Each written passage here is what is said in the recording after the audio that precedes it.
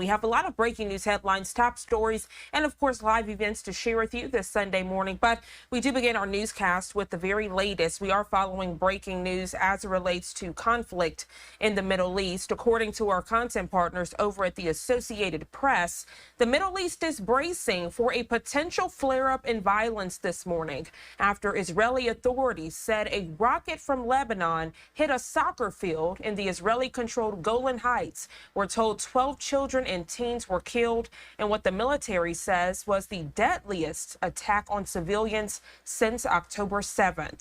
The strike raised fears of a broader regional war between Israel and Hezbollah, which denied a role in the attack.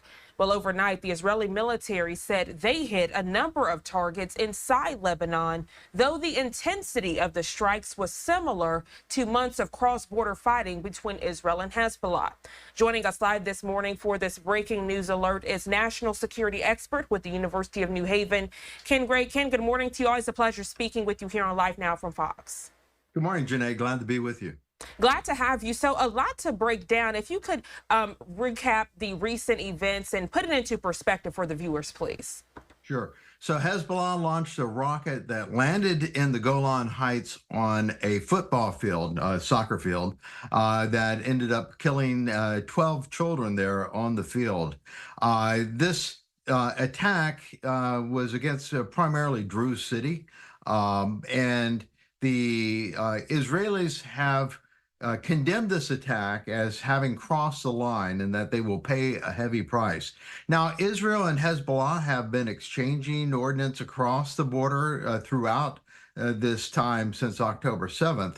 And consequently, this is give and take the whole time. But that being said, Israel has been looking for some reason to go ahead and launch their northern offensive against the Hezbollah. They have had to evacuate the northern part of Israel because of the constant barrage of rockets and drone attacks in that area.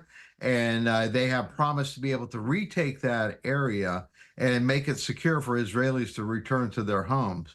So this may be that event that allows Israel to expand their operations into the north there, into southern Lebanon, to finally deal with Hezbollah. Hezbollah so far has been exchanging round for round, attack for attack, and has plenty of rockets at its readiness to attack Israel, and is very comfortable with doing this small exchange, rocket for rocket, attack for attack. But Israel is talking about actually going in there and removing Hezbollah as a threat to Israel by ridding it from the southern part of Lebanon.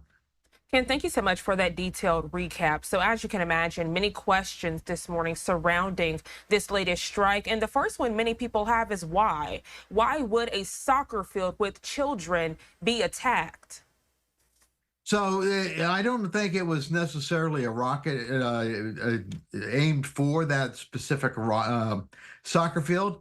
That quite often rockets do not have any type of guidance systems, and so they are launched and they fall where they may fall.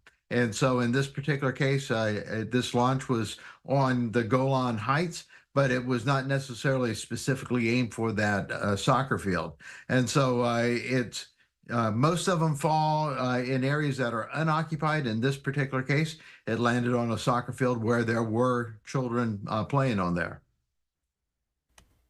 The second looming question this morning is, will this be the straw that breaks the camel's back, per se, that does lead to a full-scale war? Obviously, we know fighting with Israel and Hezbollah has been going on for some time now. This isn't the first strike that's happened. The Israeli military has been very vocal, saying how they have actually intercepted some missiles from Hezbollah. But with this recent attack and then it being compared to one of the deadliest attacks on Israel since October 7th, many are thinking this is going to be the incident that propels Israel into a full-scale war with Hezbollah. Well, a month ago, the IDF started moving assets from the Gaza Strip to the north in preparation if they had to invade into southern Lebanon. So they may already have their forces ready to go in the event that they are ready to do that strike. They've been practicing doing a crossing of the border there into South Lebanon. So the IDF is ready to do so. The question is, do they have sufficient manpower to continue their operations there in the Gaza Strip and do an attack on southern Lebanon against Hezbollah? Hezbollah has been promised support by other members of the Axis of Resistance. Iran has been supplying weapons to Hezbollah, but there are also forces in both Syria and Iraq that have promised to go there and fight with Hezbollah against the Israelis should this occur. And so this could eventually erupt into that regional conflict we've been talking about since October 7th. This may finally be that introduction into the regional conflict. I think it really depends upon whether or not Israel decides that whether or not it has sufficient resources already activated to fight this two-front war.